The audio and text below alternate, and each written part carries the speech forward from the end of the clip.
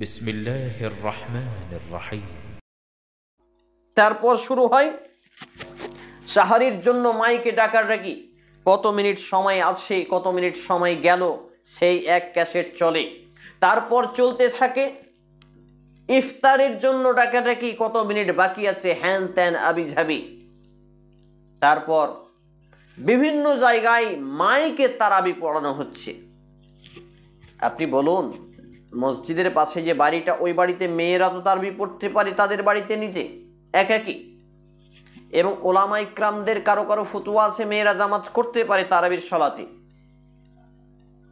এবারে বলুন, মসজিদে মেয়েদের তারাবির ব্যবস্থা এখনো আমাদের এই নির্বোধ অজ্ঞ মূর্খ জাহেল সমাজ করতে পারেনি বা করেনি বা ভাবে না, জ্ঞানও নেই।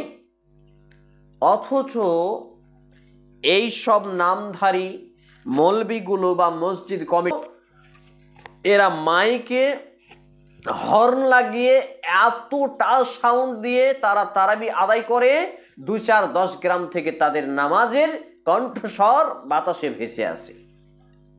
ইন্না লিল্লাহি ওয়া ইন্না ইলাইহি রাজিউন। এগুলো অজ্ঞতা নয়? কারো সলাতে ব্যাঘাত ঘটতে পারে, কারো ঘুমের ব্যাঘাত ঘটতে পারে। কে অধিকার দিয়েছে আপনাকে?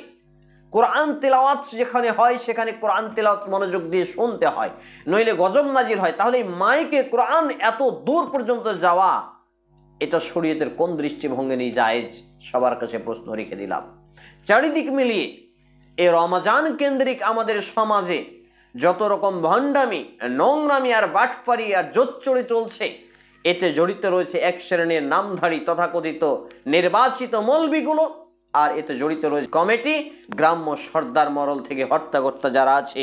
তাই আমি এখান থেকে একটি বার্তা বা মেসেজ দিতে চাই যে সবাইকে আল্লাহকে ভয় করুন, আল্লাহকে ভয় করুন, পবিত্র কোরআন এবং সেই সুন্নাহকে অধ্যয়ন করুন, স্টাডিজ করুন।